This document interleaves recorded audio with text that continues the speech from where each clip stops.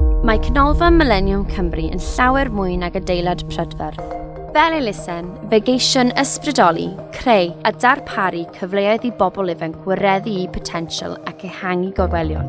Credym bod y celfyddydau i bawb ac fe ddarparon weithdai, prosiectau a weithgareddau i'r rheini na fyddent dyfallu fel arall yn eu profi. Mae pob ceiniog y warir yn y ganolfan yn ein helpu i gyrraedd cenhedlaeth newydd o bobl ifanc, gan ganiatáu i leisiau gael eu clywed, meddyliau gael eu tanio, calonnau gael eu codi a syniadau i gael eu ddyrchafu.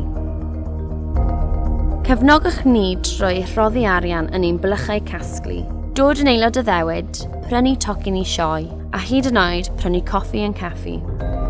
Rydym hefyd yn derbyn cefnogaeth mewn ffyrdd eraill. Mae rhai pobl yn gwirfoddoli eu hamser tra bod eraill yn gadael rhodd yn ein hewyllus. Mae nifer o brif sefydliadau corfforaethol Cymru yn darparu nawdd, tra bod amryw o ymddiriedolaethau a sefydliadau'n darparu cyllid hanfodol. Mae unigolion a busnesau o bob cwr o Gymru yn ein helpu roi tanwydd i'n ffyrnes greadigrwydd, ac am hynny rydym yn wir ddiolchgar. Diolch i chi am ein helpu ni i'w helpu nhw.